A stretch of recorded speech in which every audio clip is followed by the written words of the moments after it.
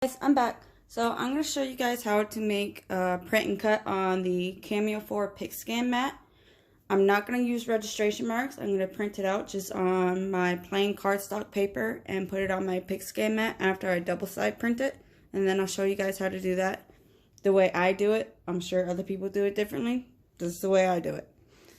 So how I have it set up is that when I send a double cut, my printer doesn't do both sides automatically. So I got to turn off one of my sides. Just missed that. Okay, so I go up to, oh, sorry. I need to show you guys all of it, don't I? So this is my first layer. So this is what I want on one side. And so I make sure with my logo that I put it exactly how I want it.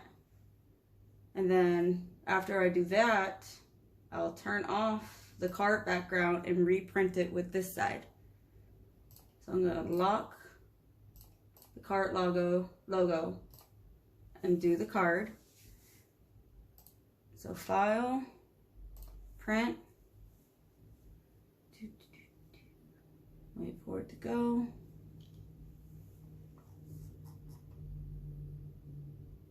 Go settings, make sure that's all good.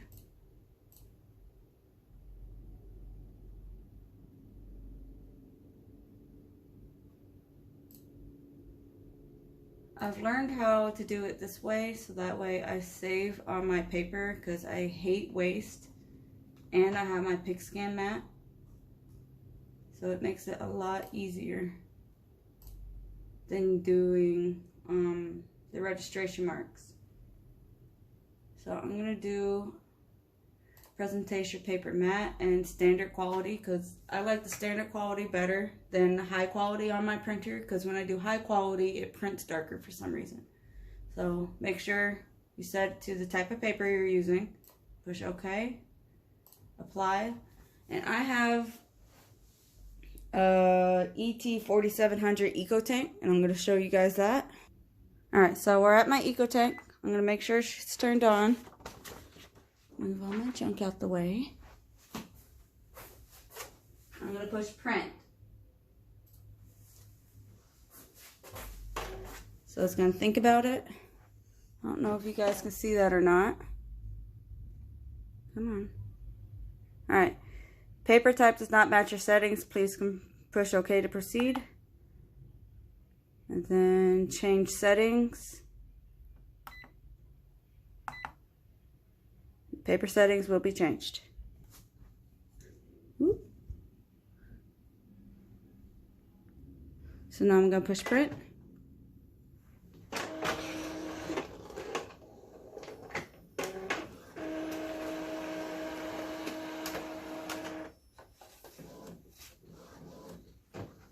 Well, that didn't work out. Let's try that again. I'll be right back.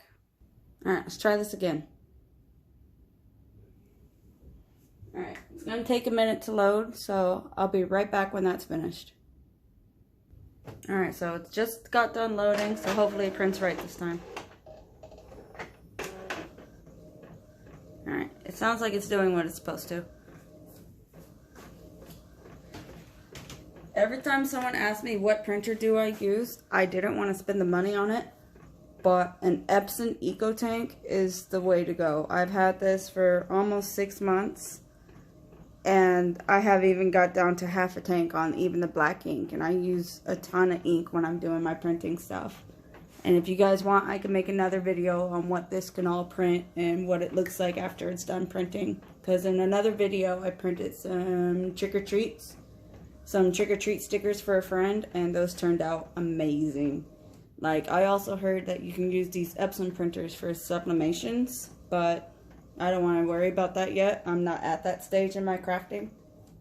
And then Epson has a great customer service, because when I got this, I used Paper Studio printable vinyl and it jammed up in this printer. And don't use Paper Studio printable anything. It's bad quality. It doesn't feed through printers correctly. It's just no good. So it jammed up and it ruined my print head. which I thought. I did cleaning. I did everything I possibly could. I called them up, said, hey, I did everything I possibly could to try to get this to work. And they sent me a brand new one without sending my old one back. This one's still the old one, and it still works great. So I have this one, and I have a brand new one still in the box that they sent me. So Epson's the way to go if you're thinking about getting another printer whenever they're back in stock and the prices aren't outrageous again. But yeah, that's my suggestion, is for sure get an Epson printer. And you'll see how these turn out after they're done. Because my mother has an HP and I despise it. She's had all sorts of print head issues, and this has been going smoothly other than user error.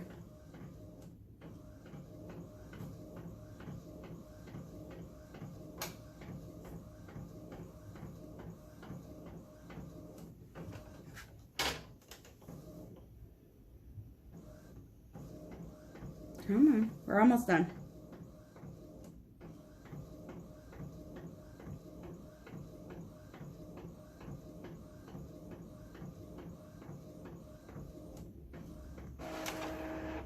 Alright, so these are my thank you cards.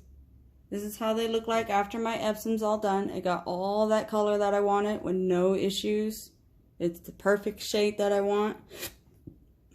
So now, as far as I know, the ET4760 might do double-sided prints automatically, but I didn't need double-sided prints. I got what I needed.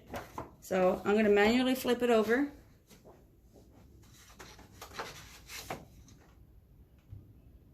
And hopefully I do it the right way, because sometimes I don't do it right because I don't pay attention. But they're just my thank you cards.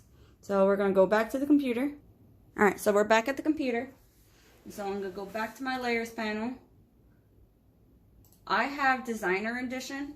And if you don't have designer edition, you're not going to have the layers button. But it's the same concept. Just make sure you take off and realign correctly. So that way everything lines up on the back. So I took off the card part, and now I'm going to do the logo part on the back. So file, print, print. You see these amazing colors? I'm going to show you what that also looks like after it's done printing, because it gets all the detail with my printer, and I absolutely love it. So I'm about to push print, so I'm going to send it back to the printer. Alright, I just put print on my screen. It's going to take a second to load. Halfway there. Alright.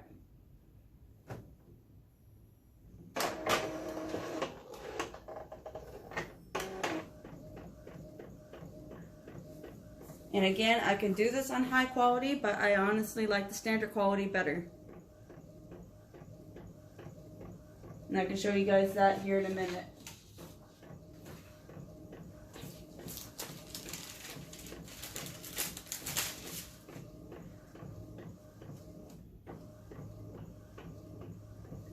Alright, I'll come back to you guys after that's done printing. Okay, so it's almost done. Unfortunately, I haven't figured out a way to speed it up. I don't mind, but it does go a little bit slow. But slow means better for me, because if I'm in a hurry, nothing works correctly.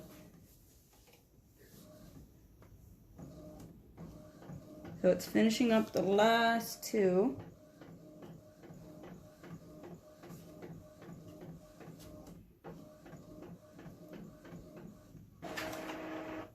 Alright, so that's done. So here's the backing of my cards. There's the front of them saying thank you.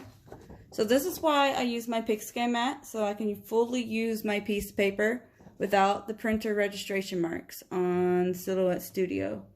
And I don't think I lined that up right, but it should be okay. Yeah, that'll be okay. You can't see it, but it's not completely lined up right. But I'm not too concerned. It still looks good. And if anything, it's only going to chop off just a little bit of the backing of the seahorse. So what I'm going to do now is I'm going to put this on my Pixscan mat with the squares facing up. And I'll show you guys how that's done here in a second. Alright, so now we're at our Pixscan mat. This is what it looks like for the Cameo. The Portrait has one, and I believe the Curio has one.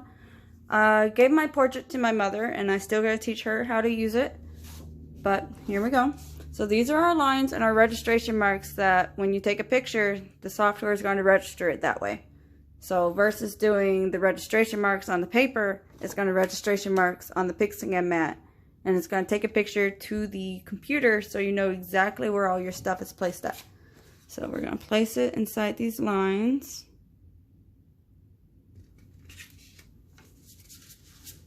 As even as we can get it from top to bottom. Okay. So that's how it should look like. So we got a Pixscan mat with an 8.5 by 11 piece of paper. And this is the part where sometimes people have troubles. Whoops, sorry, I'm not trying to shake my tripod. Is trying to take a picture of the Pixscan mat. So I'm going to show you guys how to do that too. Alright, so I got my blank carpet floor. And then the trick for Pixscan is to have good lighting. So I have this lamp. What I'm going to do is I'm going to bring it closer and I'm going to bring down one of the lampshades to help light it. And then I'm going to show you guys how to take a picture of it. It's going to look silly. It's going to look weird of me doing it. But I've never had any issues getting it to work. So turn on my lamp. And then I got this lamp at Home Depot, I think for like 20 bucks. I absolutely love it. I love having my craft room well lit. So bring that down. Lighting is a big issue for me. Alright. So now you see my lamps are facing the floor. And you want to have a clear floor space. So drop her on the floor. My cat's not in here, so it should be good. I lost my phone. Alright, so I found it. See if I can get you guys at a better angle. There we go. So what you're going to do is no zooming, no filters.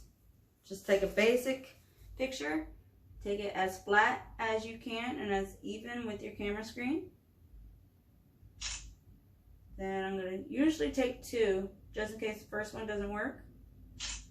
Alright. Pick that up. Put it on my workstation. I'm going to show you guys what the camera picture should look like. So this is how it should look like when you take the photo. It should be straight and flat. Because if it's straight and flat, that's how the computer is going to register it, and that's how the software is going to register it. So I'm going to show you guys that. Okay, so now we're back at the software screen. First, I have to send the file over. If you don't have one, I suggest getting one. My desktop didn't come with a Bluetooth dongle, and I absolutely love it. It's, as my mom would say, as I'm always saying, it's amazing. So I turn on my Bluetooth dongle, I turn on my phone, and then send it. Bluetooth from phone to computer. There we go.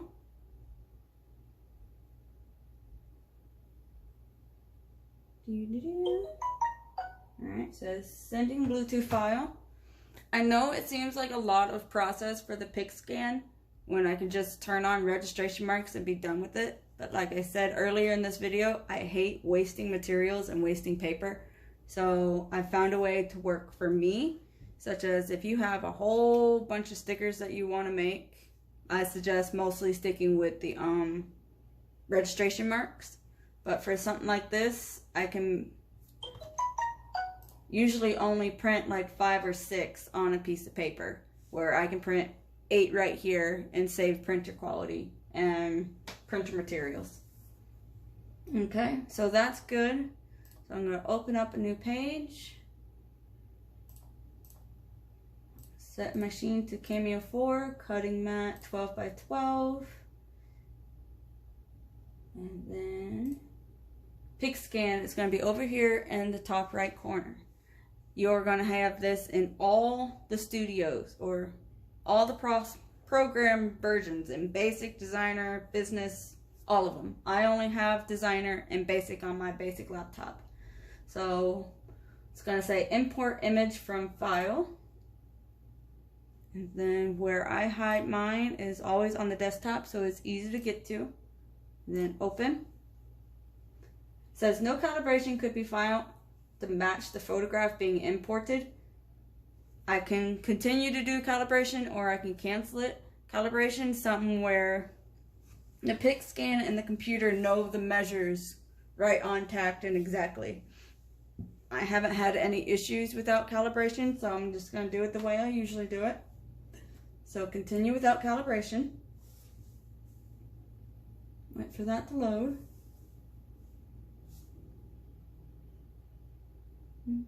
Okay, so that's loaded. So on my screen that pops up exactly how I've had it printed out in true form.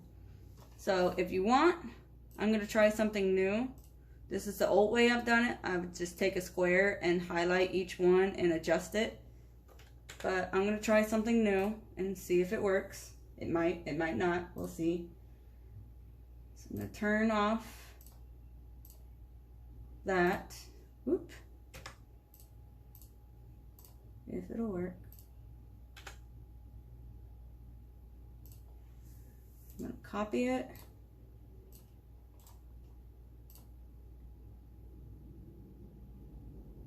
Come on. And paste it. And hopefully, if I'm thinking right, because these are going to pop up the exact same size as my cuts, I can just, oh, it worked. Happy moment. I'm going to zoom in and show you guys that.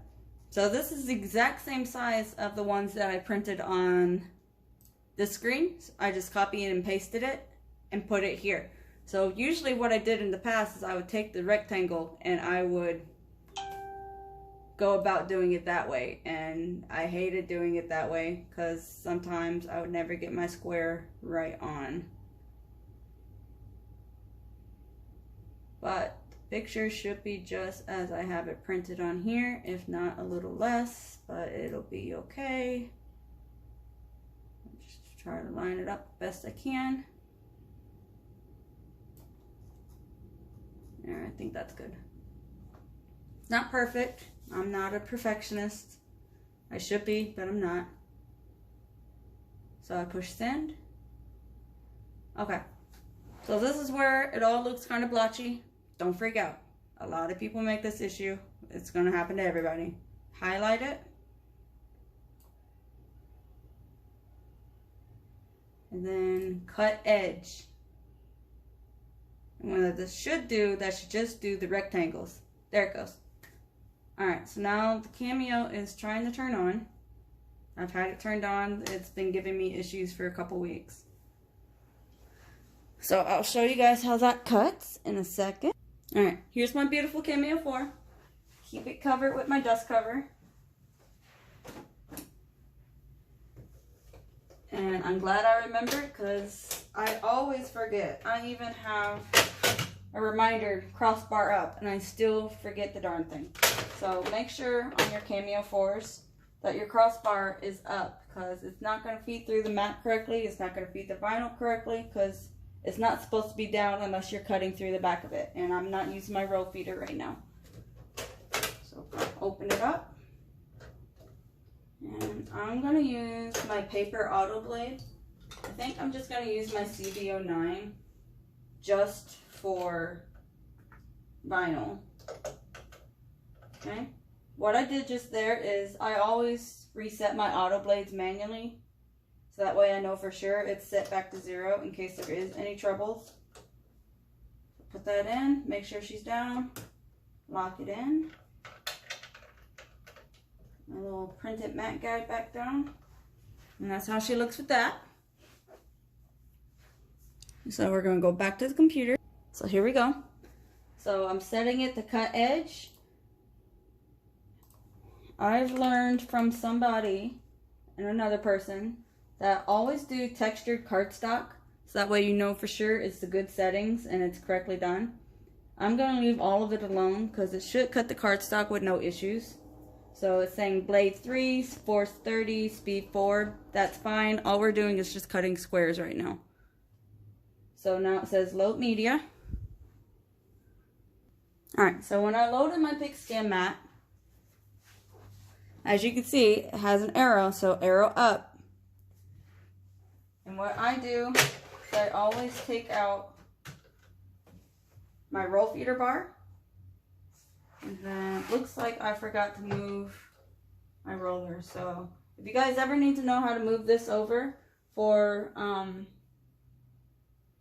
roll feeding or sheets without mat, check out my video of how to use Cameo 4 roll feeder tool.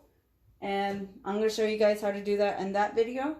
But here, I'm just going to pop it up, move it over, lock it back down. Make sure that's in. Alright. So now that's in. Push load. And why I have my roll feeder drawer out is because it's usually not good for registration wise ever to let your mats hang. So I've just made it a habit just to pull it out and let it rest on that, so it's not hanging and no registration errors. So I'm going to push send on my computer screen. And now what it's going to do, it's going to read the registration marks on the mat since it's not on the paper. And it's going to cut exactly where I had it set.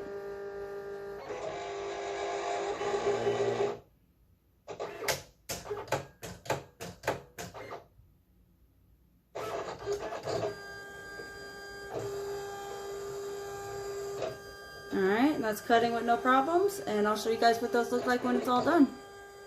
Alright, so it's just finishing up. That didn't take too long. It's only 8 squares. Alright, unload, and it cut exactly how I wanted it to.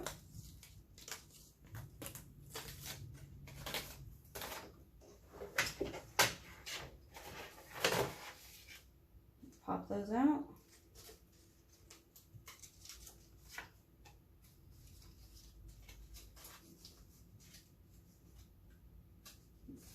Okay, so what it did do, it's not the machine's fault. This was my error.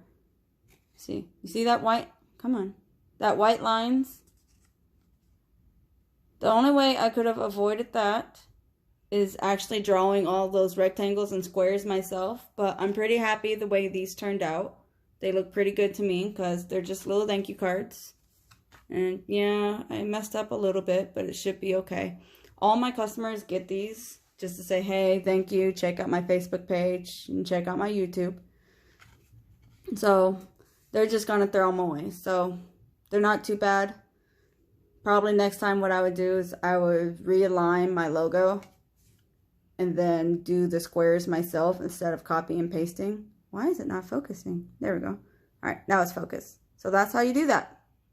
So, any questions, just let me know down in the comments down below and I will answer them for you. But this is what I do for my print and cut when I have a few that I want to do without wasting paper.